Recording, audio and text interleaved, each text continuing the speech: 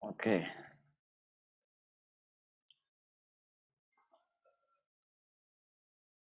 Nah, lanjut.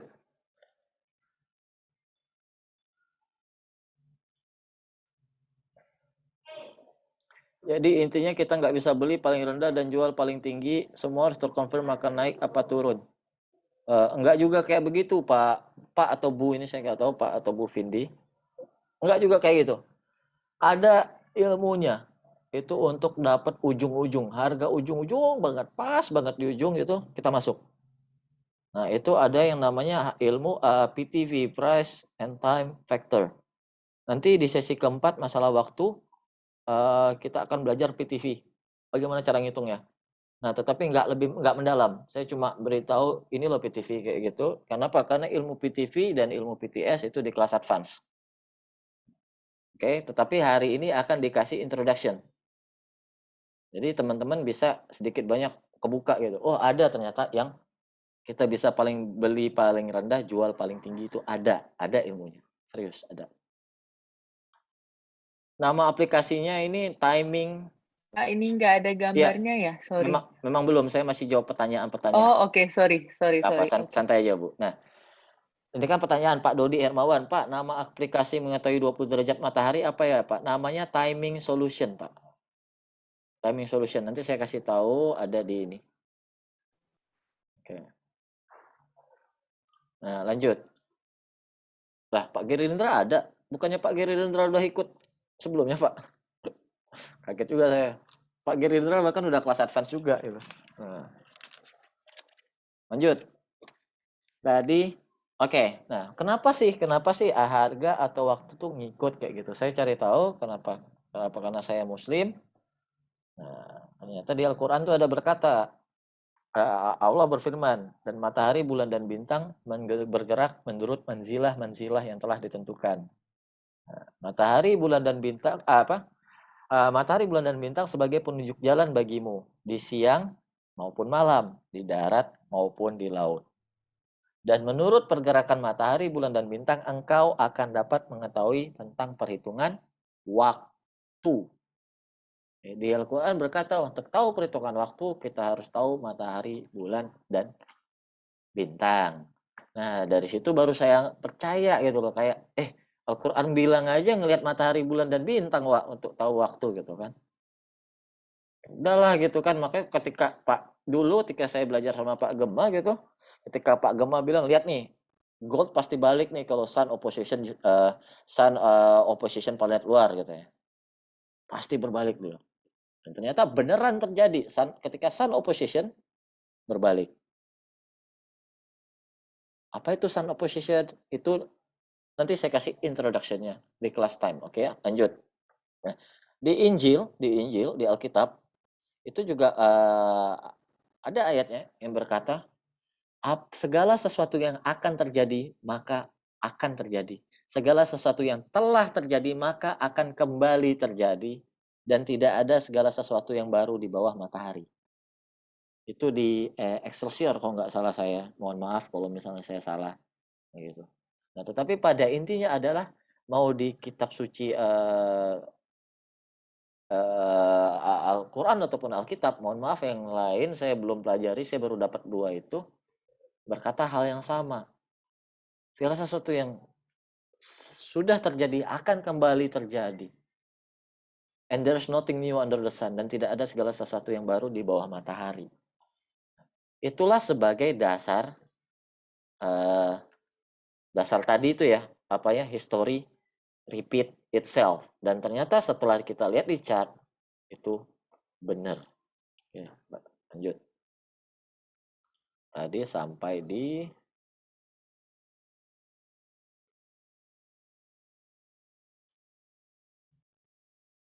oh my god.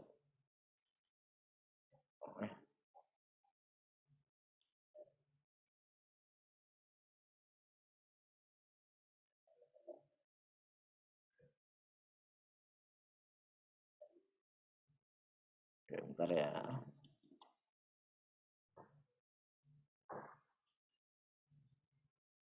Udah Pak, saya udah pakai 730 Pak Fifki.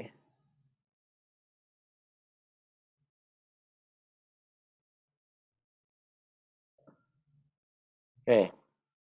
Tadi kita sampai di prinsip dasar technical analysis. Nah, saya jawab dulu. Pak, konfirmasi membentukkan uptrend atau downtrend berapa titik ya? 2 titik aja, Pak. 2 titik low, 2 titik high. Pak Peter Handoko. 2 titik aja. Bu Niken, misal beli timing solution tapi nggak bisa makainya karena nggak ada dasar ilmu, percuma ya, Pak. Belajar kelas advance dulu ya. Iya, Bu Niken. Bahkan kalau timing solution mau belajar semua fitur lengkap timing solution tuh kursusnya itu paling murah di Indonesia tuh 40 juta, Bu. 40 juta rupiah pelatihan selama 3 hari untuk pakai timing solution. Semua fitur-fiturnya. Nanti saya kasih tunjuk fitur-fiturnya timing solution dan bikin nganga sendiri gitu. Serius bikin nganga gitu. Tetapi nggak segitu bagusnya juga sih, biasa aja sih, percuma. Nah, balik-balik lagi kalau kita nggak bisa ngambil kesimpulan kapan buy, kapan sell, percuma juga pakai timing solution. Tapi kalau kita tahu kesimpulannya dengan fitur yang paling dasar sekalipun, seperti yang saya tunjukin di bridge tadi, itu paling dasar banget, itu kita udah bisa untung banget gitu. Nah, di kelas advance itu teman-teman pakai timing solution, saya cuma ngajarinnya sederhana banget. Untuk itu cuma mengetahui aspek dari planetary sama derajat-derajat planet kayak gitu. Itu udah dapat semua gitu, udah bukan dapat semua ya, istilahnya tergantung backtest orang ya. Udah dapat kapan waktu-waktu pembalikannya. Jadi nggak harus tahu semua. Jadi it's not about the gun, but the man behind the gun. Itu bukan senjatanya, bukan softwarenya, Bu Niken, tetapi orang yang mengendalikannya. Oke ya, lanjut. Nah, tadi kita sampai di prinsip dasar technical analysis. Prinsip dasar technical analysis ini filenya udah saya bagiin, untuk lengkapnya silakan baca, udah ke bawah, baca aja tinggal ke bawah. Dia di sini ada jelasin, ada kayak price move in trend, dia ada jelasin ada tren besar, tren menengah, tren kecil, apa segala macam. Ini wajib baca ya, prinsip dasar technical analysis yang lengkap ini wajib baca. Oke.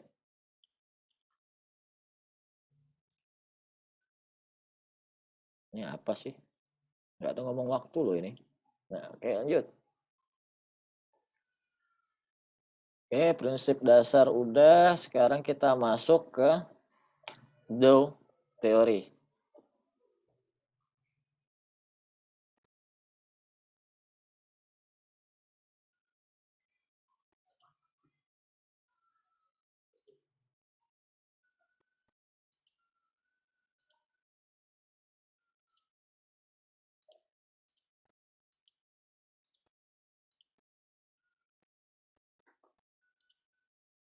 Oke.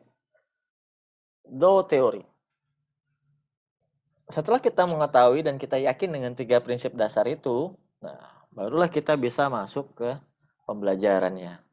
Pembelajaran analisa teknikal. Technical analysis itu selalu balik-baliknya ke Dow teori. Siapa sih? Apa sih Dow teori ini?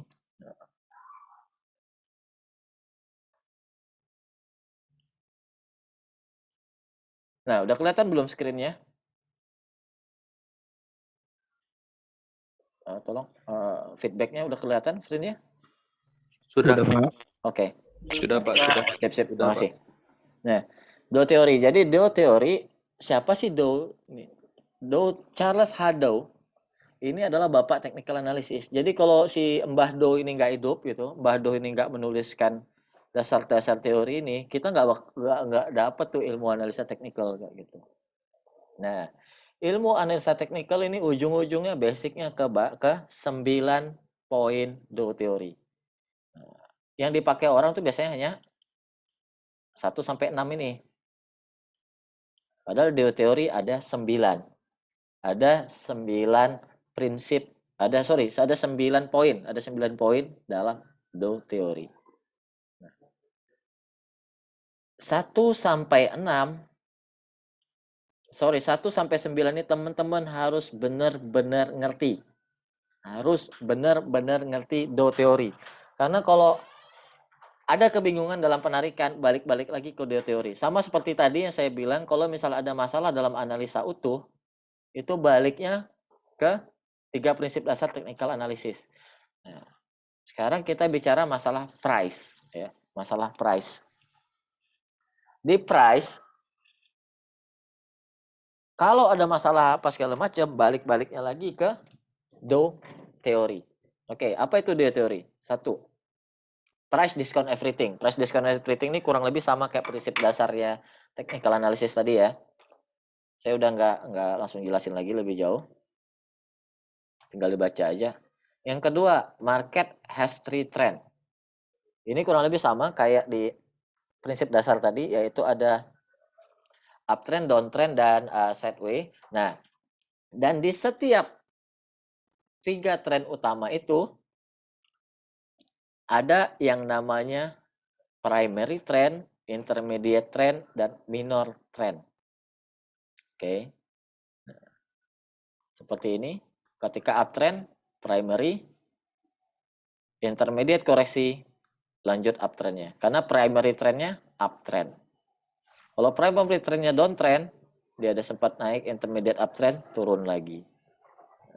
Contoh.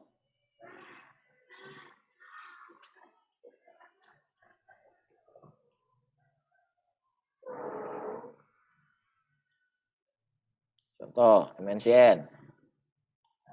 Tren besarnya, tren super besarnya, downtrend. Nih. Tren super besarnya, price. Nah, kalau kita lihat tren super besarnya, sideways, MNCN tren super besarnya sideways, bolak-balik dari range 700 sampai 18. Super besarnya sideways. Tren menengahnya downtrend. Tren kecilnya downtrend.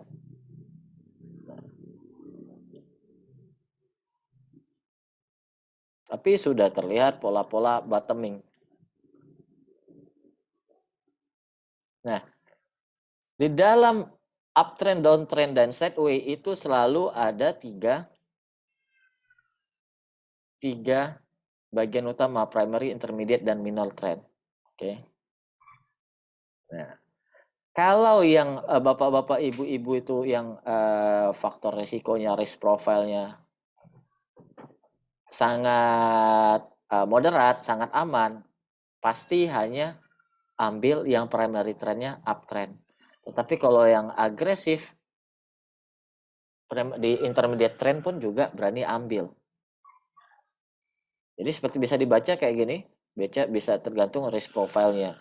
Mas, yang dimaksud dia adalah kayak gini.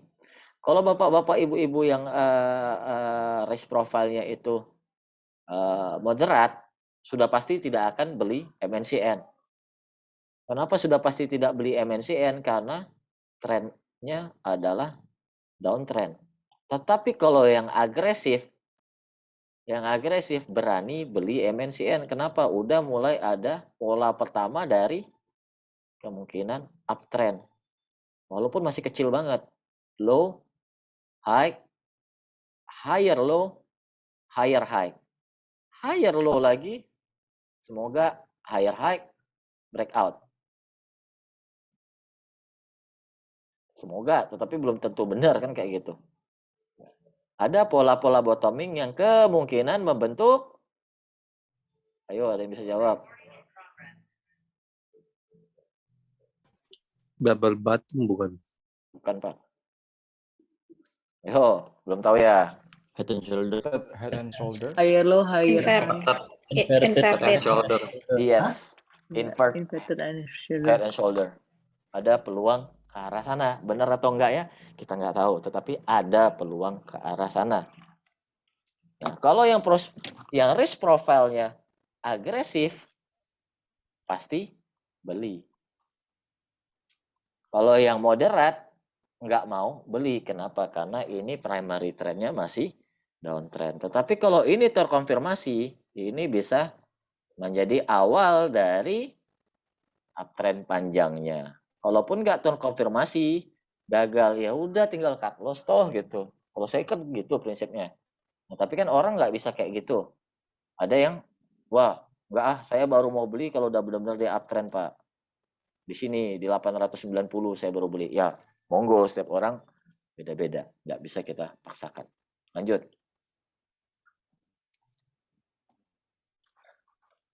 Masalah dua teori.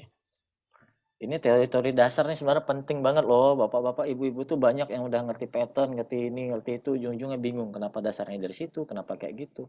Dasarnya ini, technical analysis. Nah, lanjut. Market memiliki 3 fase.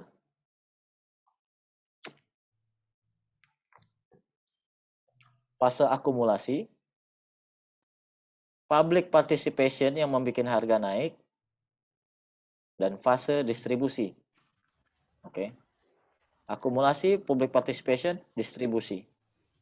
Baru public participation lagi untuk turun, downtrend. Oke. Nah, nomor 2 dan nomor 3 ini, nomor 2 dan nomor 3 saling berhubungan.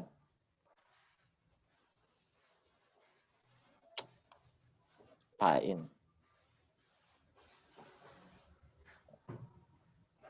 Nomor 2 dan nomor 3 saling berhubungan. Yang pertama adalah market memiliki 3 tren loh.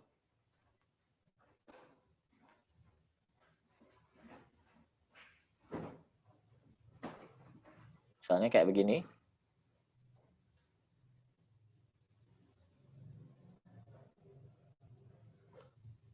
Dan turun ke bawah. Oke. Nah, ini adalah fase akumulasi. Di sini adalah fase public participation alias markup. Dan di sini fase distribusi. Dan baru fase markdown alias panic selling. Oke. Nah, saling berhubungannya tuh seperti ini. Ketika fase uptrend yang diikuti fase public participation, fase markup ini itu diikuti sama uptrend. Dan di saat intermediate trendnya ini terjadi kayak gini, intermediate trend terjadi, di saat itulah kita bisa paham bahwa marketnya masih lanjut. Nah, ketika udah naik dan terjadi pola-pola distribusi di sini dari BDM kelihatan distribusi apa segala macam, kita paham bahwa pesta sudah hampir usai. Tinggal nunggu cuci piring. Oke. Nah, bapak-bapak harus, ibu-ibu harus paham bahwa apapun namanya, mau itu forex, gold, oil, apapun lah, itu pasti terdiri dari 3 fase ini. Pasti dan hampir pasti ada 3 fase ini. Oke. Jadi kita Kalau jangan. kayak ABA gimana, Pak? ABA, Maaf nih. ABA itu masih di tengah jalan, Pak. Masih tengah jalan ya? Masih di kurang lebih di Soalnya daerah sini. kemarin Masih di daerah sini kurang lebih, Pak. Di mana? Di sini, Pak. Yang saya kasih warna hijau ini, Pak ya. Wah, walaupun agak panjang ya. DMMX gimana, Pak? Ya 300 ke 3000, Pak. Iya juga sih. Nah, kalau saya bilang sekilas saya lihatnya masih di fase ini. Belum fase. Oh, ibarat chart gambar yang Bapak kasih ini cuman hal sederhananya aja ya.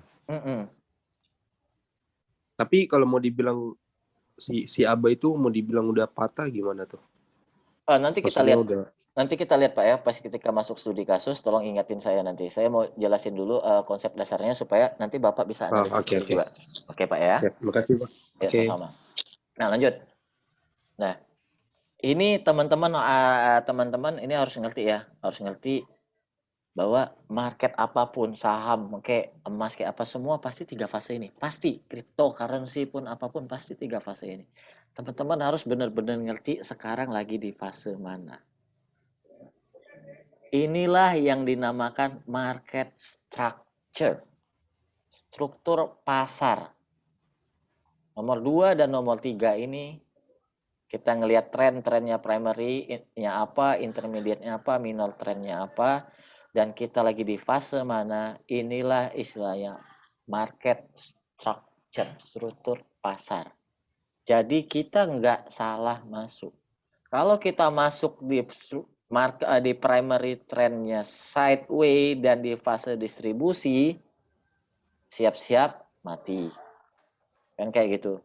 Paling bagus adalah ketika kita masuk ketika dia baru mau mulai uptrend diikuti public participation akumulasi kan, markup. Ini semua adalah impian kita kan dapat saham-saham yang kayak gini. Jadi teman-teman itu yang pemula, terutama pemula, itu banyaknya beli saham itu kan sudah naik-naik banyak. Wah DMMX wah naik terus Wak, beli aja Wak. Wes. MLPL 700, 800 wes lah beli ya Pak, masih bisa ke 2000. MPPA masih bisa ke 3000 Wak, beli aja. Itu bahaya. Nah, kalau teman-teman udah ngerti market structure, udah ngerti fase-fase ini, sudah pasti tidak beli MPPA. Kalau di grup for the analysis, teman-teman yang udah lama, kita udah ada olok-olokan waktu itu. Pas MPPA udah di sini nih, di sini-sini, kita bilang apa? Tinggal nunggu malaikat Israel bawa berita baik dari surga. Bayangin, malaikat pencabut nyawa bawa berita baik. Kan kayak gitu. Lihat kan, MPPA, fase akumulasi, fase public participation markup. Ini fase distribusi. Sekarang fase markdown cuci piring. Ini lagi markdown cuci piring. Kecuali ada nanti dia membentuk base dan di situ terjadi reakumulasi. Misalnya saat kecuali dia terjadi base, reakumulasi, breakout base-nya ke atas. Nah, baru kemungkinan dia bisa lanjut lagi. Tapi kalau enggak, cuci piring. Pak, boleh beli di mana lagi MPPA? Nanti di 200-an. Kenapa? Karena memang begitulah market.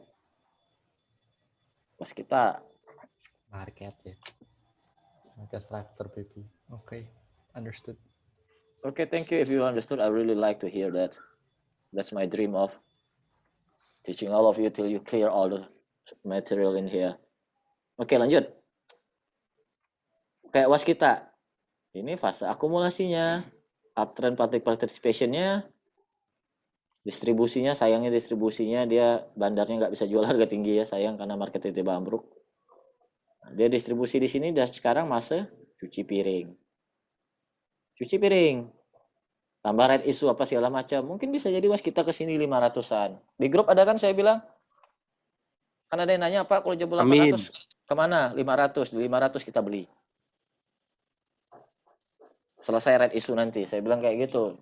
Saya nggak tahu ya ke 500 atau enggak. Tetapi kalau kita belajar market structure-nya, yang kita tunggu adalah area sini kan berikutnya kan. Nih. Market terdiri dari 3 fase. Teman-teman harus benar-benar ngerti ini.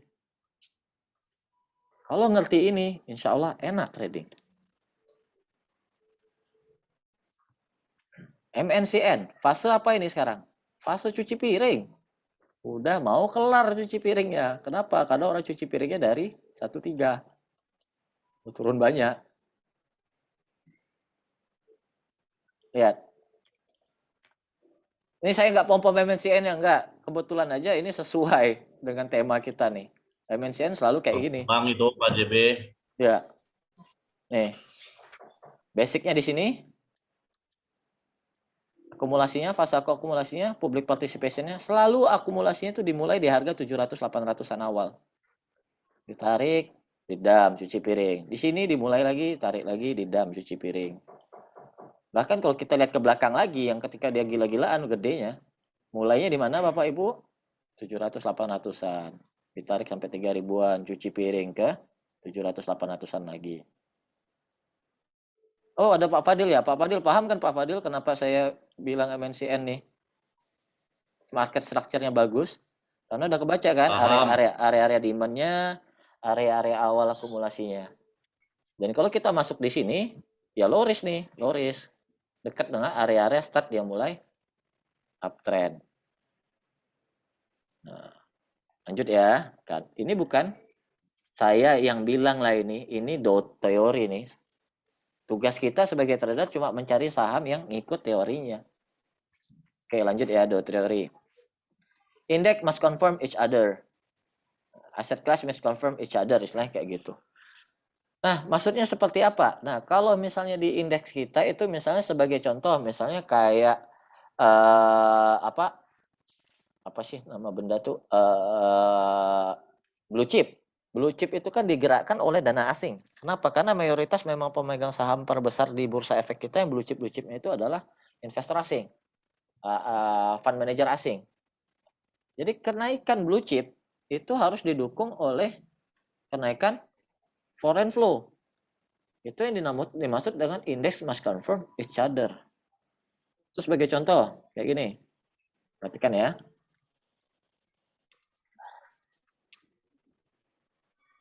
Ketika saya bilang di grup kemungkinan besar bukan kemungkinan, saya bilang di grup waktu itu mulai siap-siap switching, siap-siap berpindah ke blue chip, carilah yang mau mulai uptrend, yang lagi sideway dan diakumulasi asing. Nah, kenapa saya bilang seperti itu? Karena ya mungkin karena saya tahu memang bahwa ya market kita nih dipegang oleh asing. Nih. Ini berdasarkan teori indeks must confirm each other. Ketika dana asing itu udah mulai naik, udah dari kapan nih? Udah dari Agustus 10, bahkan lebih tepatnya dari 2 Agustus ya. Dari 2 Agustus dana asing tuh udah meningkat. Nah, makanya ke depannya kemungkinan besar dengan melihat kayak gini, arah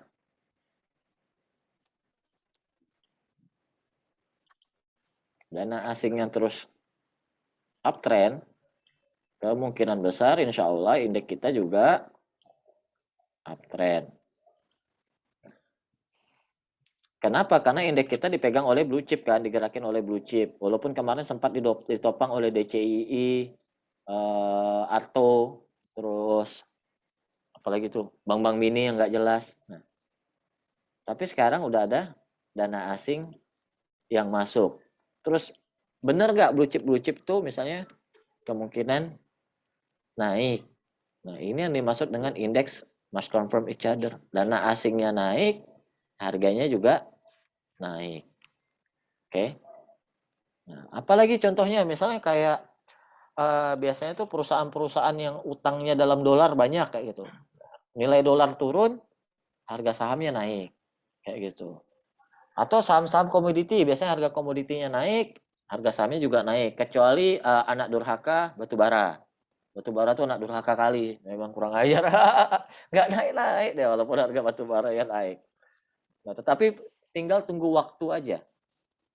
Tinggal tunggu waktu. Masalah kenaikan harga batu bara. Kenapa saya bilang tunggu waktu? Karena sejarahnya Sama berkata Mas CPO, Pak. CPO ya sama. Kenapa? Karena sejarahnya adalah harga saham-saham pasti ngikutin harga komoditinya. Pasti. Nah, bisa dilihat di sini ya. Misalnya kita buka PTBA. ITMG aja lah. Satu-satunya saham yang ikut pergerakan harga batu bara cuma ITMG doang.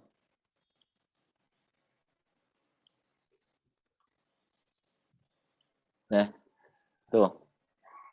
Harga batu bara turun.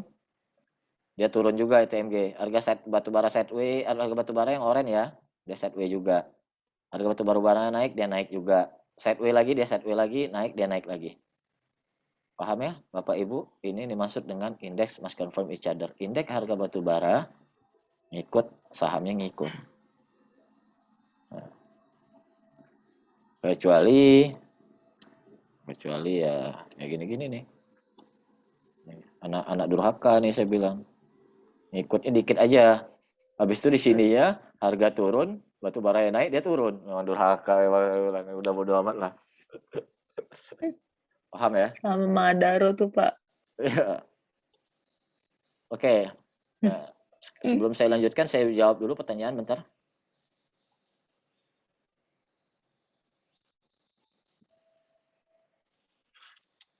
Pak Brian Jordi, kalau pertanyaan Pak Brian Jordi nanti di grup Pak ya, udah selesai semua. Ketika Bapak udah ngerti semua ilmunya, saya pikir Bapak udah tahu ya jawabannya. Kalau masih Bapak belum ngerti juga, nanti Bapak tanyakan di grup.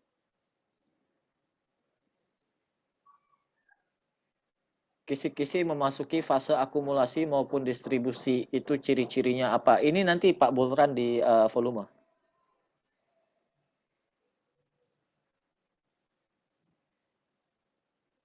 Bagaimana kita tahu fase sideway itu distribusi atau akumulasi? Kalau dari chart pattern juga bukankah ada istilah bullish continuation pattern? Terima kasih Pak. Nah, kalau ini sebenarnya simple aja sih Pak Bian Ramadan. Ini simple. Jadi kayak gini ya. Ntar saya buang dulu ini comparisonnya ini. Artinya simple. Kalau kita tahu ilmu tadi kan ilmu apa index must confirm each other gitu kan. Iya. Ketika si siapa PTBA ini. Nah, perhatikan ya PTBA 2020 nih. Ketika di sini. Ketika di sini nih, ketika dia sideway kurang lebih di sini. Ini kita bisa pede kan bilang ini akumulasi gitu, pasti dikumpulin orang. Kenapa kita bisa pede bilang ini akumulasi dikumpulin orang? Karena sejarahnya dia sebelumnya dari 5.000-an. Udah turun jauh. Nah, kita ingat seperti yang saya bilang, market action discount everything. Apapun yang terjadi di belakang layar kita nggak tahu. Nah, tapi harga udah menunjukkan itu. Harga menunjukkan tidak berhasil lower low, tidak berhasil lower low. Dan ternyata kita tahu penurunan ini gara-gara harga batubara. Gara-gara harga batubara yang turun. Oke, lanjut. Pas harga naik, dia juga breakout naik. Nah, sekarang dia di area akumulasi lagi. Dari mana saya tahu ini akumulasi kayak gitu? Barang, iya kita pakai yang simpel-simpel aja Pak ya sebelum kita masuk ke tools BDM. Simpel aja. Ini barang gitu kan. PTBA ini bagi dividennya gila-gilaan loh. Kemungkinan tahun depan dia bisa bagi dividen di harga Rp500 per lembar. Kalau dengan EPS yang sekarang, bisa Rp500 per lembar. Kalau dia turun ke 2.000, dividennya aja 500, 4 tahun balik modal, dibeli orang nggak? Dibeli. Kayak, kalau ini sisa batubara satu ini turun ke 2.000, mungkin saya tambah lagi. Posisi. Untuk ke depan, kayak gitu. Kenapa? Dia pendapatannya masih gede. Kasarnya kayak gitu Pak. Kasarnya cuma kita ngelihat posisi aja. Kita ngelihat posisi marketnya. Secara garis besarnya. Ini saya pakai weekly Pak ya. Pakai weekly. Chart weekly kita lihat. Selama bertahun-tahun dari 2007 balah. 2007 Pak. Sampai sekarang. Nih. Dia tuh bermain-main di area-area situ-situ aja.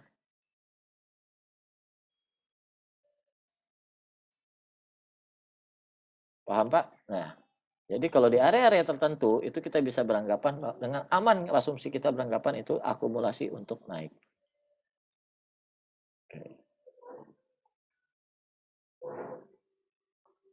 Pak Dodi, apa mendongkrak saham tembus dari sideway menuju uptrend?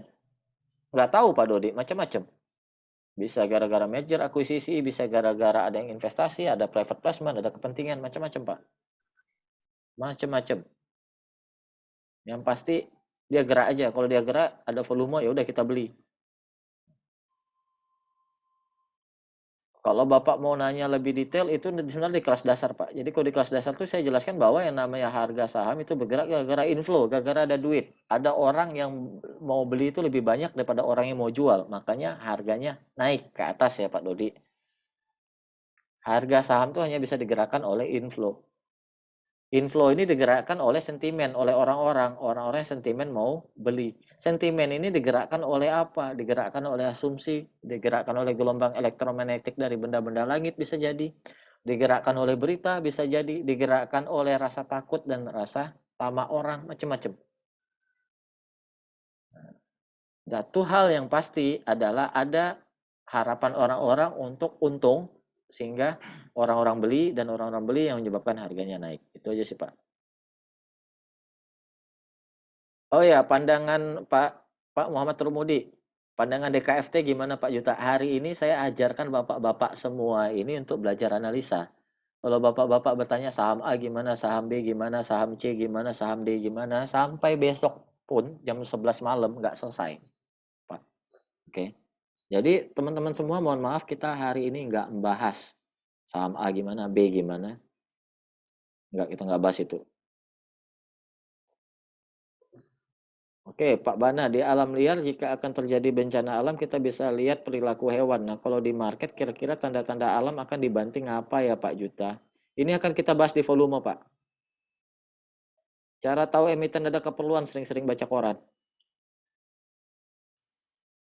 Itu dibahas di kelas bandaromologi panjang lebar kemarin saya jelasin tentang kepentingan emiten. Oke, lanjut.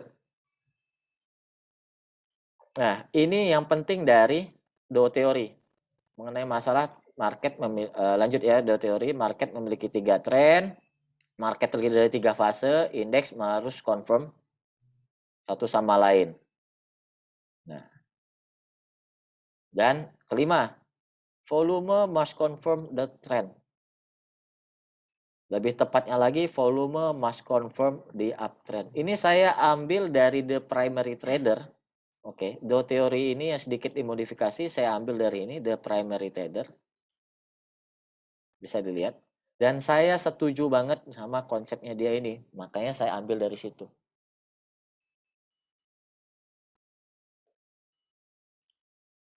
Nah, kalau bapak-bapak, ibu-ibu mungkin pernah belajar gitu kan, volume confirm the trend. Kalau misalnya harga naik, volume gede, harga turun volume kecil, itu cuma pullback, misalnya turunnya sementara, nurunin penumpang gelap.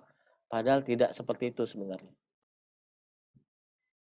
Volume must confirm the uptrend. Bisa dibaca. Nah, kalau uptrend, volumenya harus gede. Tetapi saat downtrend, volume tuh nggak harus gede, bisa jadi kecil-kecil. Paham? Nah, kenapa bisa kayak gini? Namun, ya kan, khusus untuk uptrend, volume perlu dipergunakan untuk memberi konfirmasi tambahan. Kenapa downtrend, volume kecil, itu bisa terjadi. Sementara untuk downtrend, volume dapat dihiraukan. Karena apabila terjadi panic selling, harga bisa turun hanya karena beberapa investor besar menjual aset tersebut di harga diskon. Sementara investor lain tidak ikut menjual atau meminta harga beli yang sangat rendah. Maksudnya adalah kayak buka tuh ketika ARB pertama, volumenya kecil banget. Kenapa kecil? Tiba-tiba ada investor yang ngedump, langsung dipasang antrian 9 juta lot. Siapa yang bisa tarik? Kayak gitu, maka kelihatan kecil gitu. Kalau teman-teman yang pada waktu itu beli buka dan belum keluar kayak gitu kan, itu beranggapan volume kecil kok gitu. Paling ntar balik lagi naik. Nyatanya kan enggak. Sekarang belum dapat kan harga naik ke atasnya lagi kayak gitu. Atau ini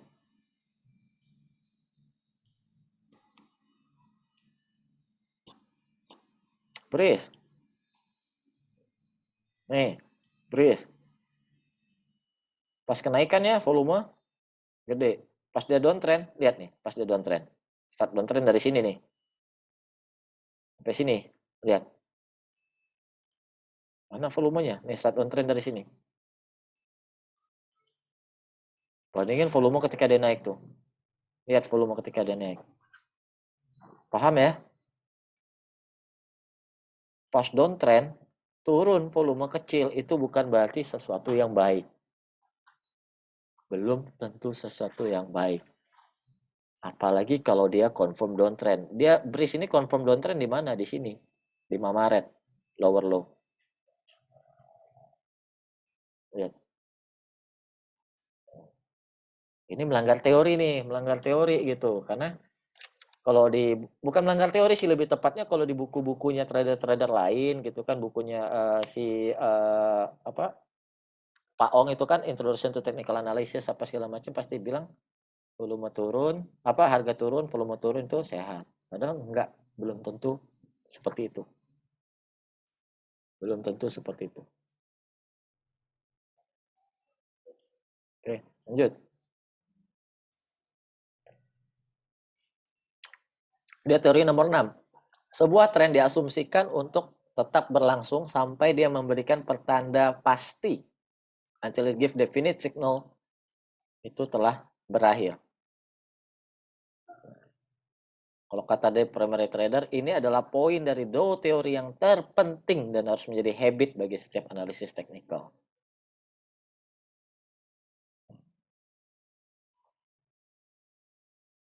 Bagaimana sebuah tren dinyatakan berakhir? Ya seperti yang saya sampaikan di awal tadi. Nih, major trend downtrend, dia breakout tapi tanpa diikuti oleh volume. Dia breakout nih, breakout garisnya iya, tetapi ternyata dia malah membentuk lower low. Berarti belum kelar. Nggak diikuti volume breakout, nggak diikuti lower low.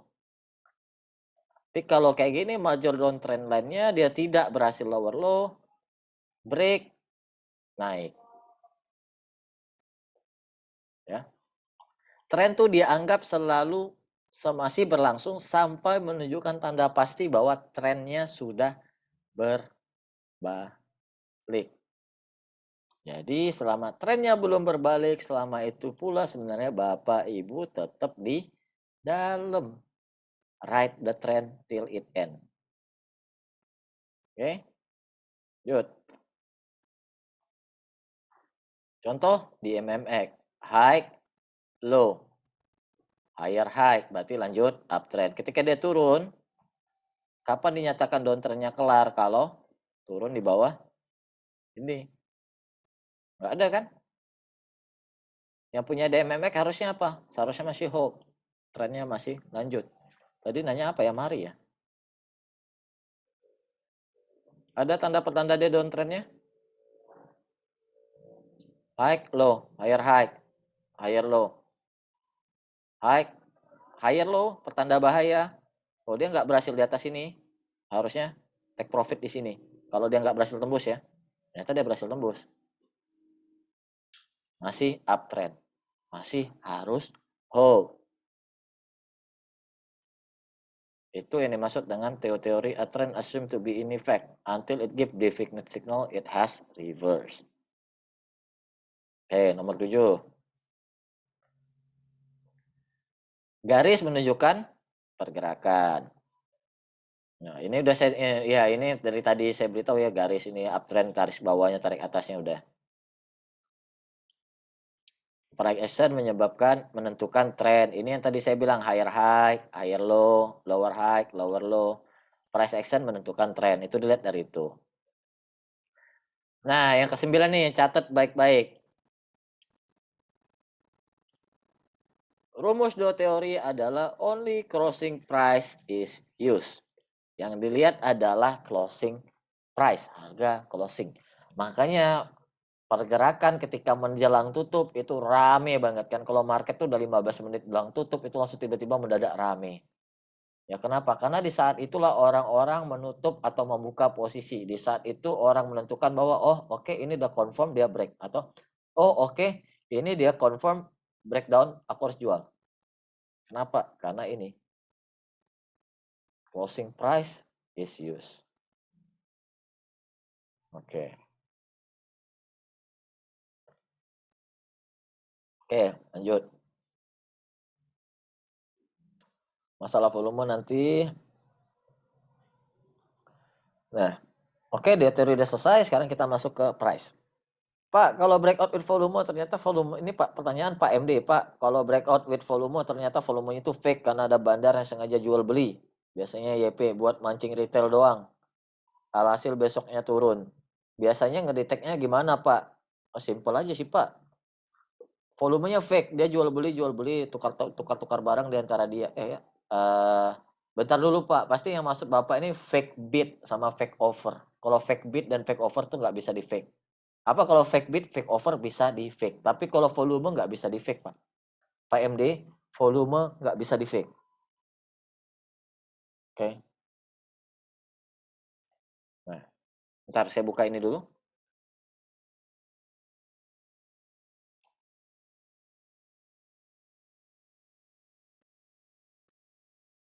Bid dan offer bisa di fake, volume nggak bisa di fake. Dan nggak ada cerita BD mau bikin fake volume tuh nggak ada cerita. Kenapa bikin volume tuh pakai duit, bayar pajak, beli 0,1%, jual 0,2%. Nggak ada cerita volume itu bisa di fake. Pasti yang Bapak pikir adalah fake bid dan fake over, Pak. Nah, kalau kayak bid dan over ini bisa dicabut, Pak. Bisa ditambah, dikurangi. Tetapi kalau volume ini, Pak, volume ini nggak bisa di fake. Yang kita perhatikan tuh volume. Kayak gini MNCN di 825 yang jual yang hajar kiri 22.000 lot. Yang hajar kanan 145.000 lot. Di 820 kiri 73.000 lot, kanan 62.000 lot. Ini nggak bisa di fake, Pak. Kayak PPF ini udah kelihatan nih, nggak bisa di fake. Kelihatan minat belinya gede banget. Nah, makanya saya bilang yang namanya volume itu adalah sebagai konfirmator karena memang nggak bisa di fake. BD pun mau bikin volume juga harus bayar pajak, toh harus bayar fee broker, toh. Walaupun anggaplah brokernya punya dia sendiri, tapi kan pajaknya tetap harus bayar, pajak jual belinya.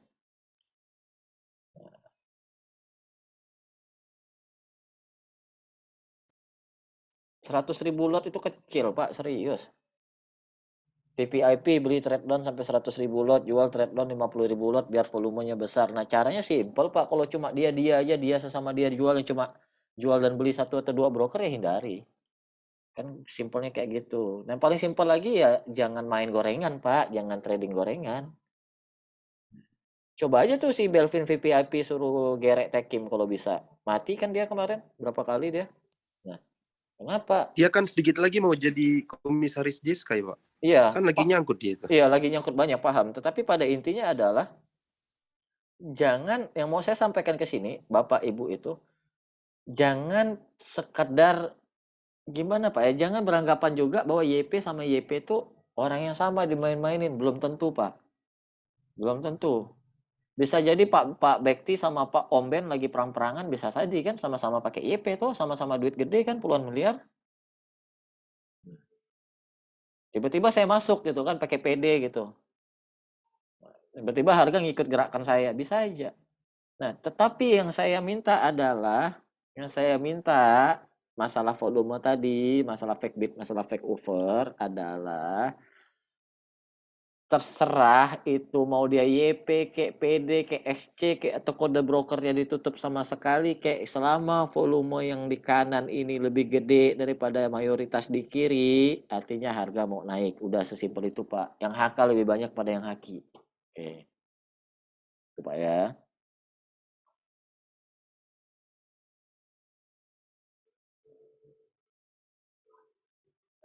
Kan sudah nunggu harga close to confirm. Bagaimana kalau sebelum close harga sudah naik tinggi plus volume confirm. Untuk entry tunggu close atau bisa cicil beli. Nah, begini Pak Diki Chandra. Yang dikatakan si Do itu kan adalah harga dipakai adalah harga close.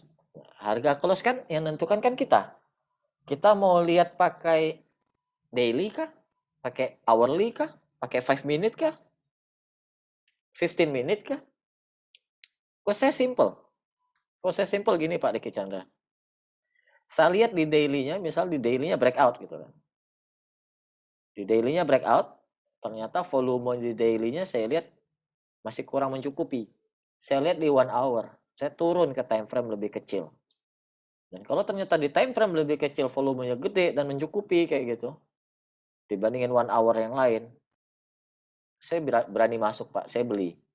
Apalagi kalau saya tahu misalnya itu harga di bawah, udah mau bottom, mau balik uptrend misalnya, atau memang lagi posisi uptrend dan mau break high-nya, saya berani beli, Pak. Nah, makanya dari itu saya suruh Bapak, Ibu-ibu untuk nonton videonya Michael Yo. Lihat bagaimana cara dia turun ke time frame lebih kecil. Jangan bilang nggak nonton. Udah saya suruh tonton loh. Nah, begitu. Jadi kita nggak bisa berpatokan pada satu aja kayak gitu. Kalau masalah entry. Nah,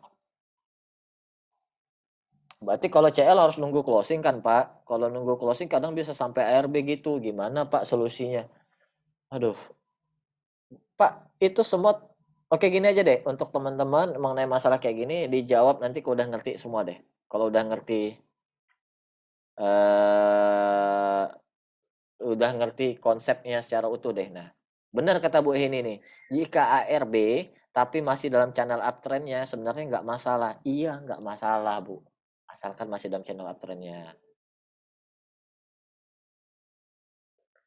Kalau masalah fase market menentukan buy on support atau buy on breakout tergantung ke risk Bapak masing-masing.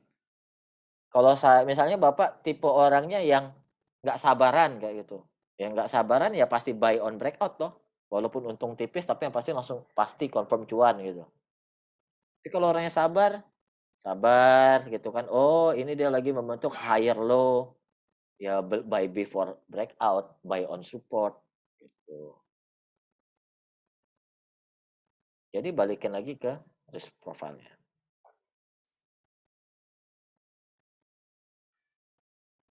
Volume nanti dipelajari lebih lanjut. Oke, lanjut ya. Nah, pertanyaan-pertanyaan yang belum terjawab di grup ya. Tapi saya yakin sih kalau udah ngerti semua konsepnya bisa terjawab semua, bisa jawab sendiri malah.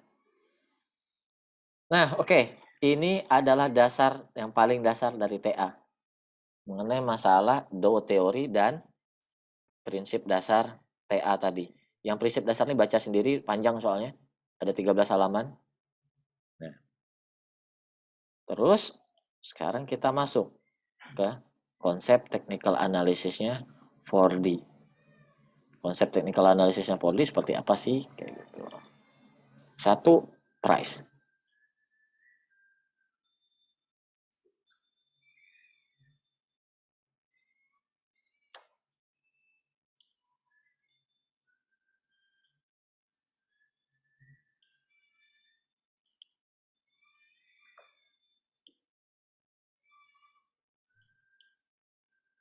Nah, Bapak-bapak, ibu-ibu, tolong dibaca ini buku Rainer Theo, terserah buku yang mana, 4-4-nya. Nah, yang paling bagus sih yang bentar.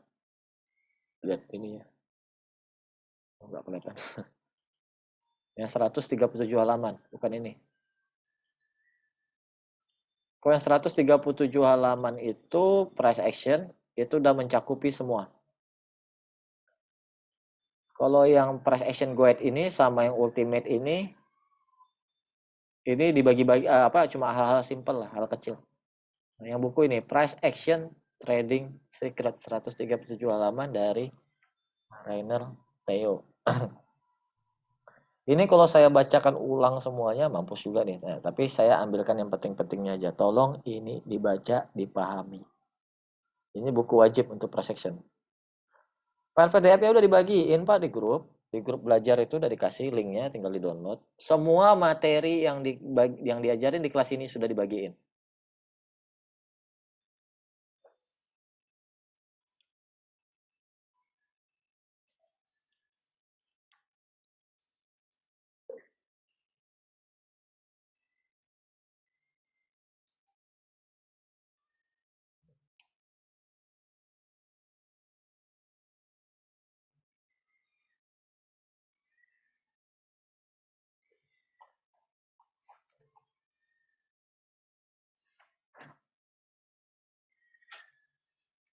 Nah. What is price action trading?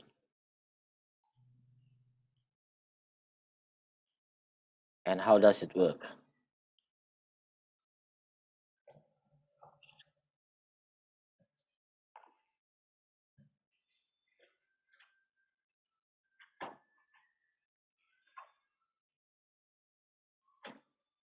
Banyak orang berpikir bahwa harga naik karena lebih banyak buyer daripada seller. Lebih banyak orang mau beli daripada mau jual. Tidak, salah kata dia. Kenapa? Ya katakanlah ada 100 orang pembeli. Setiap orang ini mau membeli 1 lembar saham. Setiap orang ini membeli 1 lembar saham Google. Pada saat yang sama ada 1 orang penjual, 1 orang aja. Tetapi 1 orang ini mau menjual 1 juta lembar saham Google. Menang mana? Harga turun atau harga naik? Itu harga akan turun karena tekanan jual lebih besar daripada tekanan beli. Nah. Jadi nothing to do with the buying more point. Jadi tidak ada hubungan antara jumlah pembeli atau penjual karena dalam kasus ini lebih banyak pembeli daripada penjual. jumlahnya ya, orangnya. Tetapi harga tetap turun karena tekanan jual lebih besar. Dan ini yang dimaksud dengan price action trading. Oke.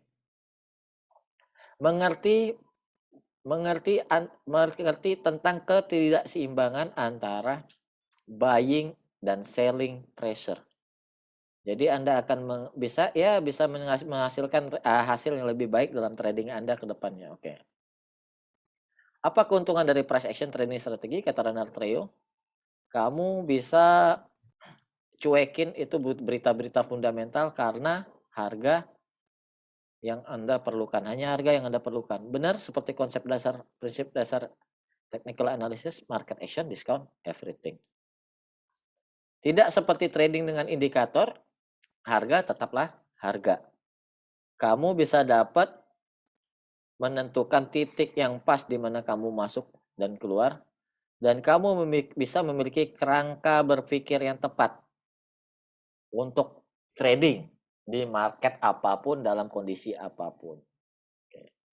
Nah, dia jelasin panjang lebar. Tolong ini buku dibaca untuk price action karena kalau dijelasin panjang lebar, tetapi saya akan jelasin ini perlahan-lahan di grup belajar ya Bapak-bapak Ibu-ibu, di grup belajar saya akan jelasin. Nah, semua konsep price action dan market structure yang ada di 4D itu saya memakai konsepnya Renard Theo, dan untuk titik-titik beli dan jual di mana titik-titik pantulannya saya memakai konsep supply and demand. Oke. Apa itu konsep supply dan demand akan dijelaskan habis ini. Nah, yang pasti rekan-rekan mengerti dulu price action ini. Wah, enak kali Pak Juta tinggal kasih buku kayak itu. Nah, enggak seperti itu. Terus saya jelasin juga nanti. Tapi pada intinya tolong dibaca nanti. Pada intinya dibaca, kalau enggak ngerti nanya. Yang paling penting dari konsepnya sih Renard Theo itu adalah konsepnya ini. Ntar ya saya buka ini.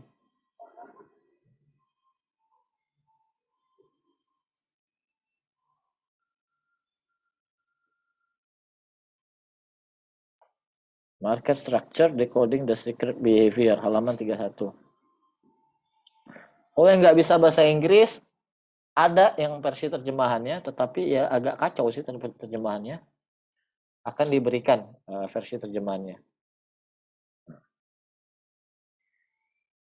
Market Structure. mencari tahu kebiasaan rahasia di belakang market. Gimana sih bahasa Indonesianya?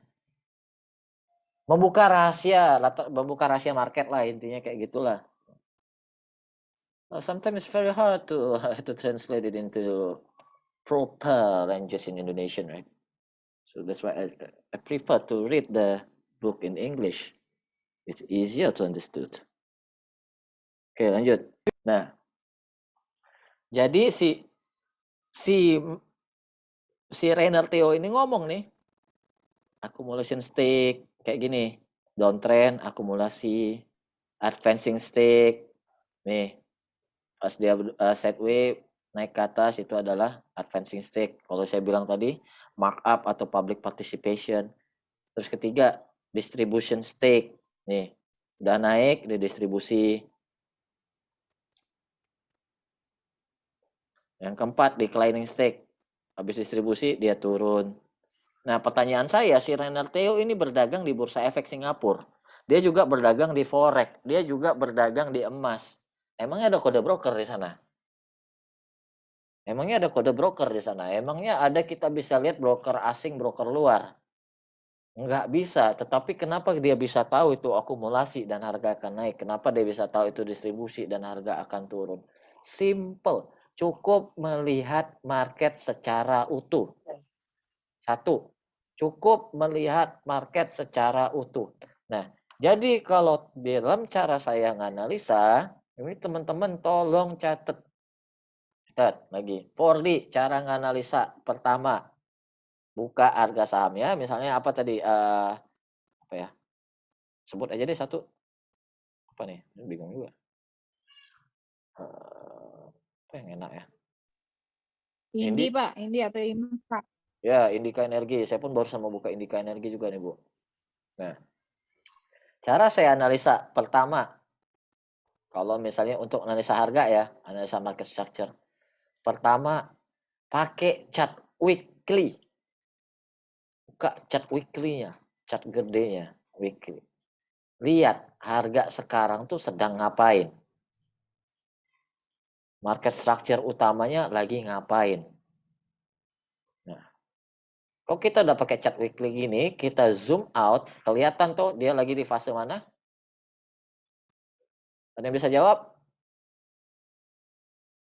Ada yang bisa jawab? Ayo jawab dong. Nggak ada ya? Kumulasi. Kumulasi, Pak. Oke, salah. Ada yang lagi? Sideways akum ya. Sideways. Akumulasi. Sideways. Oh, itu tren, Bu. Sideways itu tren. Ini bukan fase. Fase itu kan terdiri dari 4. Akumulasi, public participation atau markup, distribusi, markdown atau panic selling. Ada 4 kan fase. Ini sekarang Indi di fase mana? Akumulasi. Ini sekarang Distribusi, Pak. salah semua. Ini sekarang lagi di fase reakumulasi setelah markup. Reakumulasi, akumulasi ulang setelah markup. Oke, ini dia fase akumulasinya di sini. Terus dia kedua dia lakukan markup. Habis markup dia markdown sedikit sambil dia akumulasi dan terakhir dia public markup lagi public participation. Ingat kan yang di primary trader bilang tren terdiri dari primary, intermediate dan balik lagi primary-nya kan?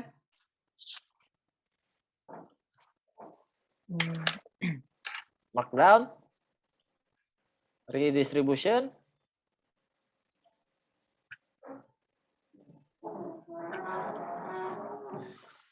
markdown, redistribution,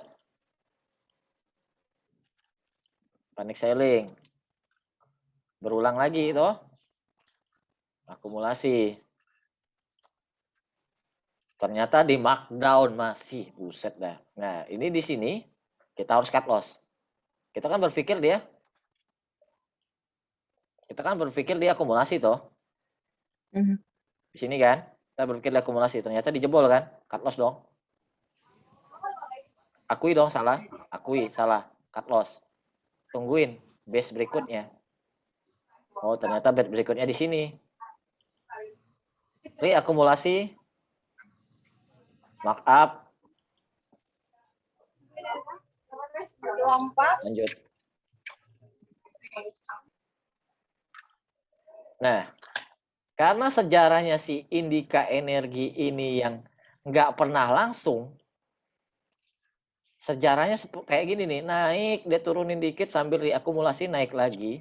Turunnya juga kayak gitu, naik, turunin, reakumulasi, naik lagi. Turunnya juga kayak gitu. Pede nggak kita bilang kalau akumulasinya di sini, di bawah ini, sekarang ini, markup pertama, dan ini reakumulasi. Pede dong. Pede kan kita bilang. Apalagi kalau kita lihat nih, 2 candle terakhir udah breakout nih masa reakumulasinya. Tetapi lagi test, lagi pullback. Second chance to buy. Kalau kita lihat sejarahnya tadi. Tinggal masuk ke time frame lebih kecil. Di time frame lebih kecilnya tuh. Kelihatan nggak time frame lebih kecilnya? Ngetes tapi belum break kan? Belum breakdown kan? Tertahan dia kan di sini. Bisa jadi ini second chance to buy. What to do? What to do? Kalau saya pribadi, what to do? Ini saya udah lakukan sih. Saya beli Indika Energi. Serius, saya beli Indika Energi. Ya. Kenapa saya beli Indika Energi? Breakout, pullback, second chance to buy. Saya nggak ada lihat BDM-an ini. Ini risk saya kecil. Kalau dia turun kembali ke bawah ini, close di bawah garis biru ini, saya tinggal cut loss tuh. Cut loss di bawah 13. Anggap 1295 atau 1290 saya cut loss anggap.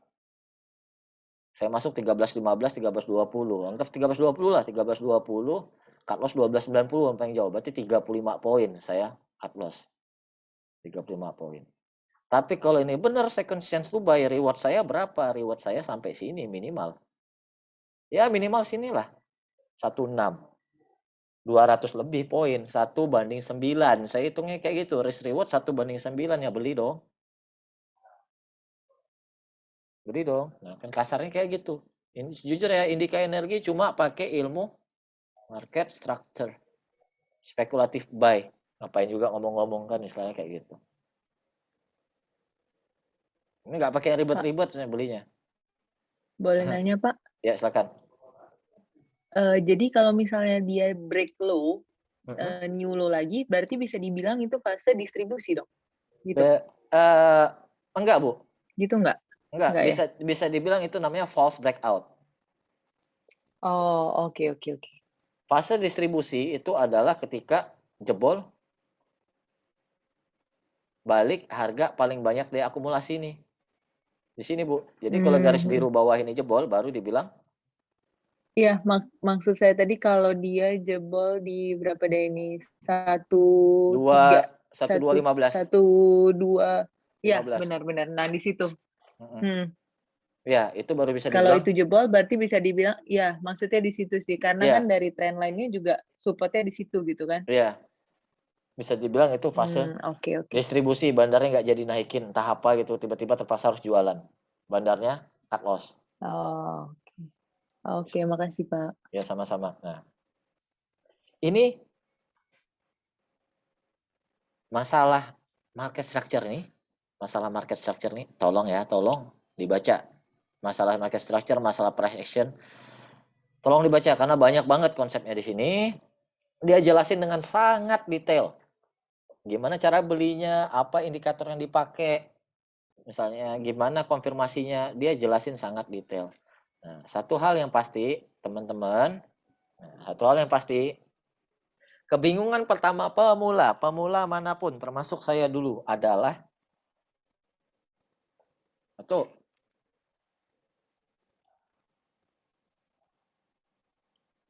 catnya guru-guru saya kok bersih-bersih ya?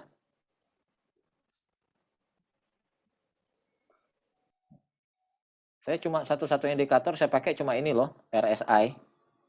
Jadi ini pun bisa dimatiin juga nggak ngaruh. Kebingungan pemula adalah ada nggak yang pernah ngeliat chat kayak gini?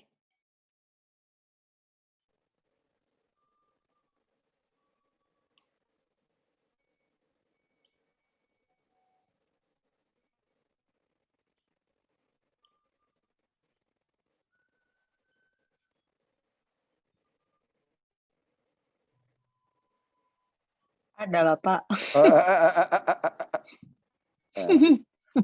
MA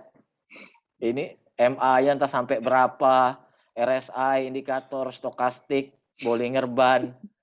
Nah, belum lagi, nah ini saya matiin dulu ya, ini biar cukup lah. Air candle-nya nggak kelihatan. Nah, bentar. Bollinger Band, saya kasih Bollinger Band deh. Nih, ada Bollinger. Nah, yang mau dilihat yang mana? MA-nya bilang apa? MA-nya nggak bilang apa-apa. Bollinger Band bilang apa? Bilang jual. Stokastiknya bilang beli. MACD-nya bilang jual. RSI-nya bilang beli. Terus mau ngikutnya yang mana? Kan kelemahan utama pemula tuh ini. Termasuk saya dulu. Nah, akhirnya sampai, nah ini catat. Di YouTube sampai ada YouTube. Nah, di YouTube tuh sampai ada trading strategi tes. Jadi sampai ada satu orang testing trading strategi 100 kali.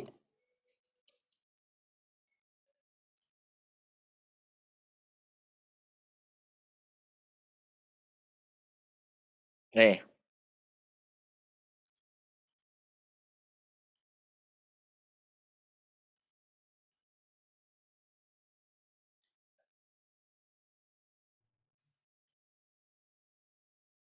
Nih. Ini kepada teman-teman pemula, daripada cari-cari satu-satu mana yang trading strategi yang benar, indikator yang benar. Nah, ini dia udah ngetesin semua nih. Triple EMA, MACD, RVI, MEA, McKinley Dynamic, apalagi nih? Bip Boop, Fisher, Bollinger Band, Half MACD, macam-macam lah ada di sini. Nih, sampai Cakin, Fractal Breakout. Macam-macam, ada MA, ada nih Parabolic SAR. Silakan lihat. Ada Ichimoku. Ujung-ujungnya pening sendiri saking banyaknya kan. Pusing sendiri. Ini adalah penyakit pemula.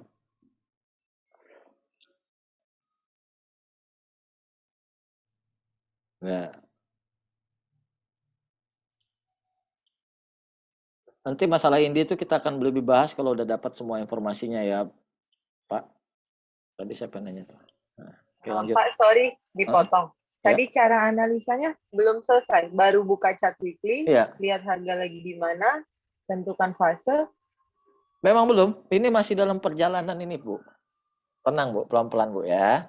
Saya memang suka gitu kalau ngajar lari Oke. kemana-mana, nanti saya balikin lagi ke awal. Supaya Oke. gini, Bu, karena saya bisa baca pikiran orang-orang itu. Pasti nanyanya ini gitu. Saya udah jawab dulu sebelum nanya. Nah, jadi penyakit pemula itu adalah ini. Termasuk saya belasan tahun yang lalu. Ujung-ujungnya pening sendiri. Ini gimana cara bacanya, diikut yang mana? Terus saya tunjukin YouTube-nya tadi nih, Trading Rush, ada trading strategi, macam-macam lah channel YouTube yang nunjukin metode macam-macam trading. Dites, ditunjukin mana yang paling menguntungkan. Ujung-ujungnya kita coba sendiri, pening sendiri kayak gitu.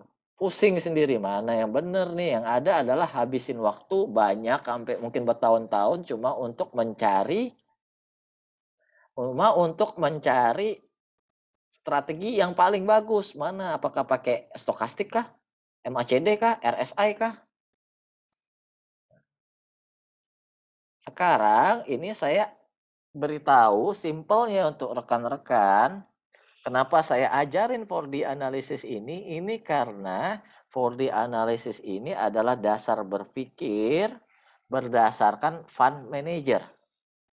Oke, cara analisa duit gede. Itu kayak apa? Ya kayak 4D ini. Kenapa saya tahu? Karena saya bagian dari itu dulu. Oke. Nah, lanjut. Jadi bentar ya, saya matiin dulu. Jadi untuk analisa itu sendiri, kalau teman-teman udah paham ya, bahwa yang namanya analisa itu price action, itu hanya ngeliat dari struktur market. Kita nggak perlu indikator yang aneh-aneh. Kenapa kita nggak perlu indikator yang aneh-aneh? Karena sebenarnya kita cuma mau menjawab hal ini. Serius, mau pakai teknik analisa manapun, ujung-ujungnya cuma untuk menjawab 4 hal. Saham apa, atau ya instrumen apa, instrumennya maksudnya bisa gold, bisa oil, crypto apa, terserah. Saham apa atau instrumen apa yang mau dibeli? Beli atau jual di harga berapa? Kenapa? Beli atau jual di harga tersebut? Kapan beli atau jual di harga tersebut? Take profit di mana? Kenapa take profit di mana dan kapan? Kenapa take profit di situ? Cut loss di mana dan kapan? Kenapa cut loss di situ? Intisari dari semua analisa itu adalah ini.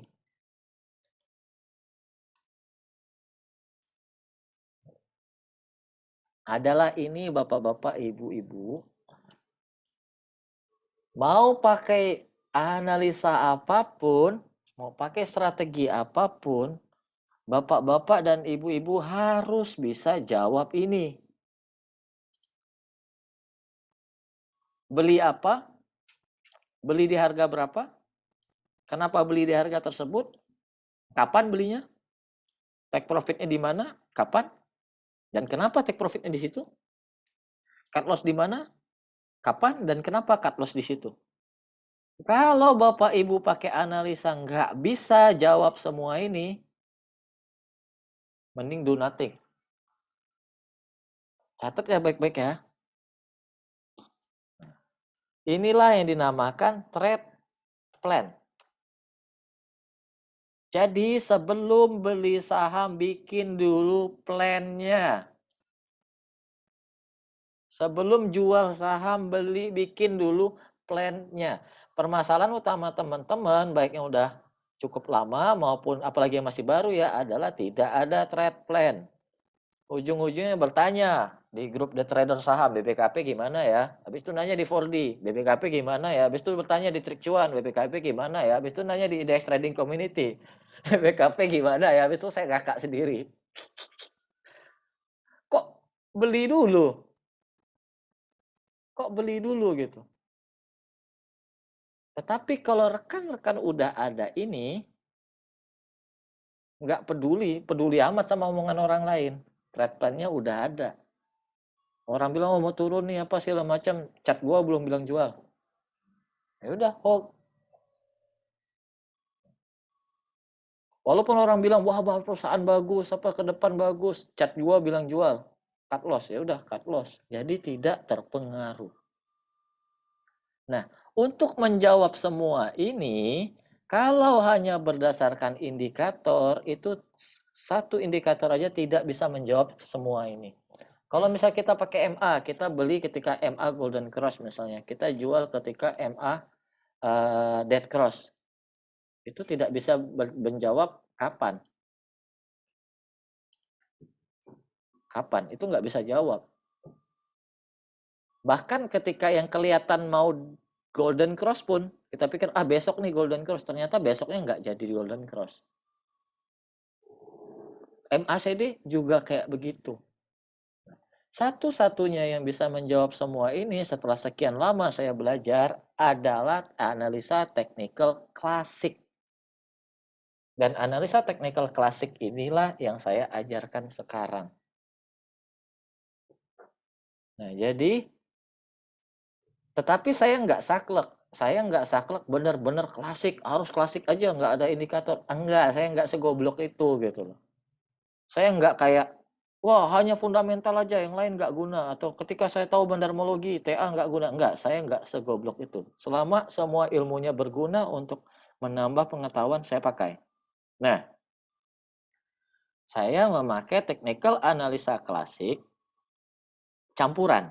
Saya campur dengan sedikit indikator, yaitu indikator modern. Yang saya pakai adalah RSI.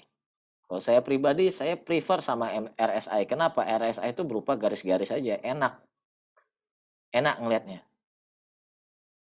RSI ini apa gunanya? RSI ini cuma satu kegunaan utamanya. Satu dan hanya satu kegunaan utamanya.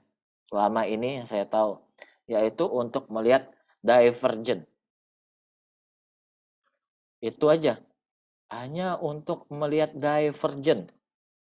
Selain itu nggak ada gunanya. Sampailah 5 hari lalu Pak Lavavella membagikan teknik RSI 62 tuh. RSI plus 62. Nah, Hadir, Pak. Nah, benar Pak. Makasih Pak. Nah, di saat itu baru saya kepikiran, iya ya, ada teknik baru ya, kayak gitu. Nah, itu saya sekarang masih back future test gitu. Maksudnya masih backtest, masih ngeliat-ngeliat. Tetapi kok selama ini saya pakai divergent. Apa itu divergent? Tinggal googling. Intinya divergent adalah harga turun, harga bergerak tidak sesuai sama pergerakan indikatornya. Misi, Pak. Contoh, apa? BTW kalau bisa yang di pengaturan RSI-nya itu yang line atasnya coba disetting ke 62. Siapa tahu teman-teman bisa lihat secara langsung kan saat break 62 kayak Oke. gimana pergerakannya. Maksudnya lihat historisnya lah. Betul, Pak. Good idea. 62. Lower bandnya 20 deh. Biar agak jauh, tengahnya 30 40. aja biasa kalau di bawah. Oke. Nih, 62. Nah, ini kayak BTPS ya. Bentar Pak ya. Nah, kayak BTPS, harga membentuk lower low. Tetapi indikator berkata tidak. Indikator malah terjadi kekuatan. Ini yang dinamakan divergent. Nah, kalau Makelio di videonya yang seperti saya suruh tonton, itu memakai MACD, Moving Average Convergence Divergence. Terserah, mau pakai MACD kek, mau pakai RSI kek, terserah.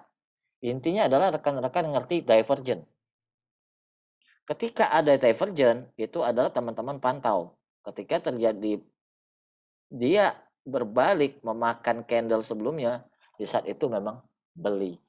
Nah, tadi Pak Lavavela berbagi masalah RSI 62. Oke, nggak ada salahnya kita lihat. Berapa Pak contohnya?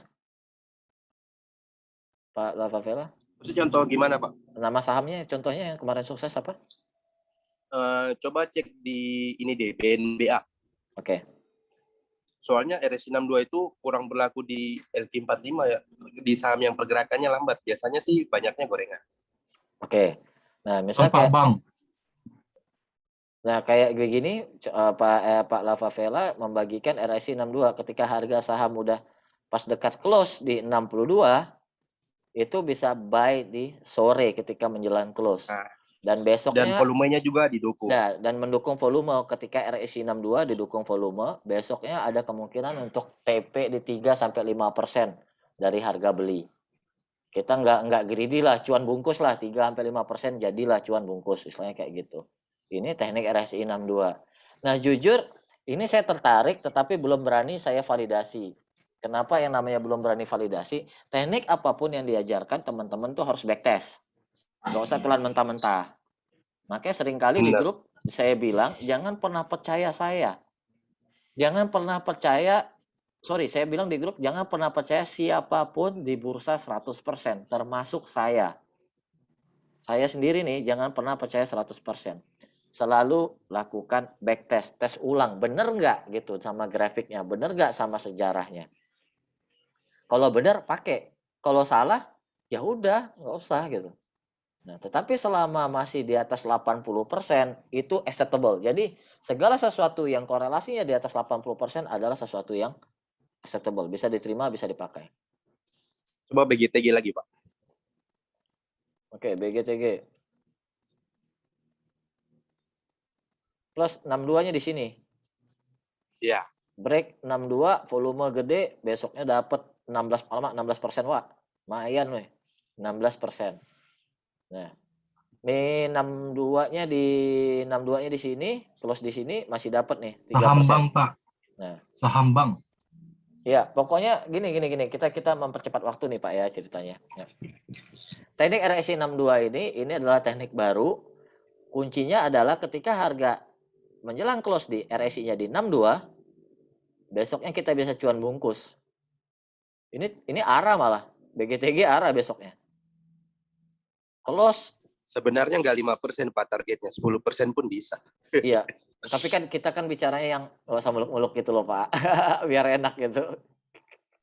Iya, Pak. Nah, jadi kalau di RSI 62 dia catatannya RSI-nya dari bawah ya. Dari bawah ke atas, volume mendukung, RSI 62 beli di dekat close, besoknya insya Allah masih bisa dapat 3 sampai 5%. Tapi biasanya lebih, seringnya sih lebih sih, saya tahu Pak, seringnya lebih. Cuma kalau saya orangnya nggak muluk-muluk gitu loh. Nah, Silakan teman-teman catat teknik ini dan teman-teman backtest, bener nggak gitu. Lihatlah di perusahaan-perusahaan yang lain. Bang, 62 break di sini, besoknya 8%. 62 break di sini, besoknya 6%. 62 di sini, besoknya 5%. Kan lumayan. Teknik goblok-goblokan gitu kan, simple dengan mengetahui RSI. Oke ya? Terakhir BABP deh. Contoh terakhirnya. Iya. BA, BP. Nih. 62-nya di sini breaknya. Besok walaupun udah arah nih ya, udah 21%, udah hampir arah. Besoknya masih bisa dapat 5% ini. Sorry, 7% ketika high-nya. Masih 7%. Walaupun udah arah loh padahal. Nah, di sini udah ini juga dapat 62 di sini, besoknya dapat arah. Buset dah. Lumayan nih teknik. Biasanya sih break RSI 62 ini enaknya kalau masuk di saham yang lagi hajatan. Itu mah tinggal tidur aja udah. Iya, saham-saham yang ada kepentingan seperti yang disampaikan Ya. di kelas BDM ya Pak ya. Nah, pokoknya makasih banyak nih Pak sharingnya. Itulah maksud dan tujuan saya itu juga jadi sering Sama-sama, Pak. sharing ini, nambah-nambah ilmu. Dan kalau di backtest bener, ya kita pakai, nggak ada masalah kan kayak gitu. Nah, lanjut. Maaf Pak, untuk 62 itu di akhir hari ya Pak? Menjelang close Pak. Jadi aturan mainnya seperti itu, menjelang close. 5 menit atau 10 menit menjelang close. Sebenarnya Tadi settingnya gimana Pak? Sebenarnya nggak harus 5 menit sampai 10 menit juga, itu cuman apa ya? Saya ngasih space waktu buat kita screening dulu gitu. Gitu Pak Kita ya. lihat mana yang pantas untuk dimasuk atau enggak. 15 atau 14.50 Pak? Menjelang close yang pasti Pak. Nggak harus waktunya itu nggak saklek ya Pak ya. Iya benar Pak. Kita kasih space waktu buat screening kita pribadi aja. Nah kalau settingnya Terus sih, ini jualnya pada saat pembukaan ya Pak? aduh, ini pas Jualnya ya nggak harus pembukaan, pas Siapa yang ya telepon? lihat aja. Setir lagi? Kalau tekanan jualnya kuat ya udah cabut. Kalau misal tekanan belinya langsung kuat ya udah. Oke. Nah, kalau mau lebih simpelnya, besoknya itu pakai time frame kecil, Bu. Bener nggak, Pak? Nah, cakep tuh masukan dari Pak. Halo? Kita. Ya. Kak? Oke, jadi kalau untuk simpelnya, misalnya besoknya jualnya, kalau saya biasa pakai time frame kecil, Pak, Bu. Dia naik gitu kan, dia membentuk lower low. Kalau dia belum bentuk lower low, saya belum jual. Misal kayak gini kan low di sini. Dia naik, terus dia ternyata lower low nih di sini. Ini saya jual. Tapi misalnya belinya kemarin kan di sini, lumayan, tetap aja dapat kan, lumayan dapat banyak kayak gitu. Jadi kalau kita pakai RSI untuk cari momentum pas closing, kalau saya baca dari Pak Lavavela share itu, besoknya itu ya tinggal masuk ke time frame kecil aja, karena yang kita cari momentum di paginya, kita jual di paginya, di sesi satunya biasanya. Nah, kalau udah bentuk lower low, kalau belum bentuk lower low, belum patah trennya, tren kecilnya, ya hold aja, siapa tahu dapat arah di sorenya. Bener nggak Pak? Benar sekali Pak. Lanjut Pak, teman-teman pada minta lanjut materi. Oke, enggak. Memang begini caranya, Bu Yulia.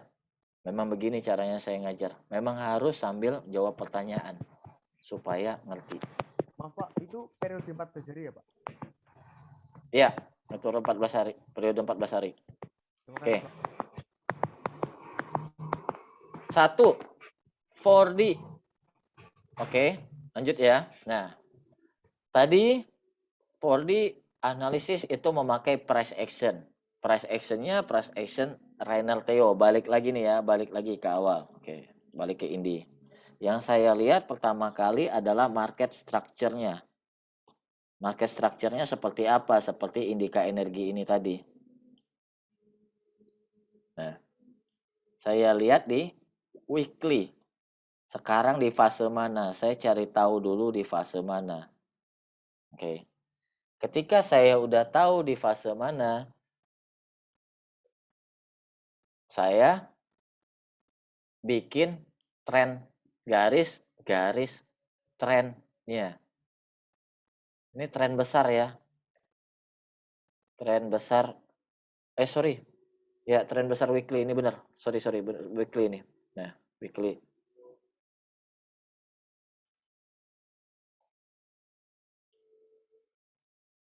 Seperti yang saya bilang, seperti yang Renal Theo ajarkan juga, tarik aja garis-garis di mana banyak terdapat pertemuan-pertemuan antara macam-macam candlestick. Ini saya hapus dulu deh, biar lebih enak nih ngeliatnya.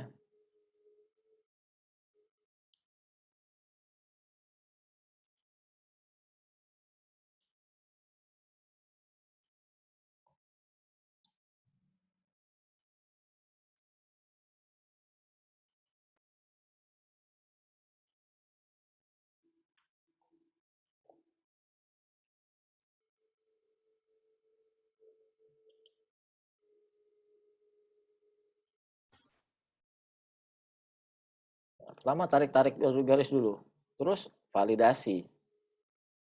Apa yang dimaksud dengan validasi?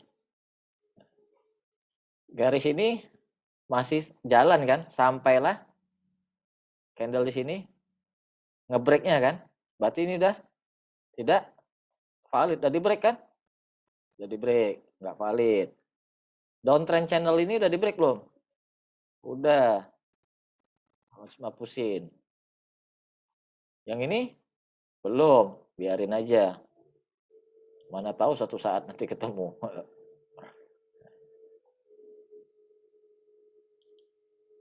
Yang ini udah di break, nggak valid. Kalau kayak gini, belum.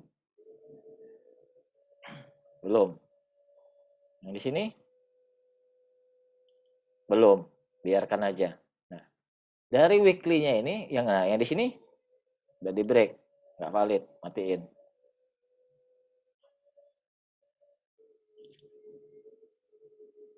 Nah, pertama kalau saya tarik dulu garis-garisnya yang kira-kira masih valid di trend weekly-nya. Pertama, ini precession. Ini ada di buku Renal Theo, diajarin cara dia tarik-tarik garisnya. Yang kedua, saya identify di mana area-area value-nya, area-area di mana area-area horizontal di mana harga seringkali berbalik, area-area pentingnya. Ini caranya zoom out.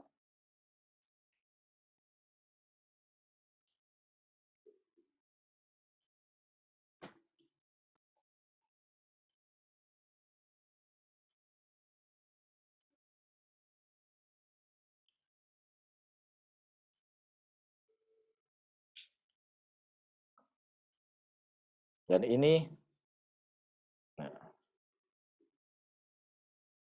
di mana harga sering berbalik. Ini kita perhatikan di mana nih kira-kira yang banyak ketemu di sana berbalik. Oh, ada nemu nih di sini. Satu. Di buku Renal Theo Ultimate Price Action nanti Bapak Ibu bisa baca bahwa support dan resistance, nah, area supply dan demand itu bukan merupakan satu titik harga tetapi area. Jadi kalau ada yang bilang support di mana 1330, resistance di mana 1510, itu saya ngakak.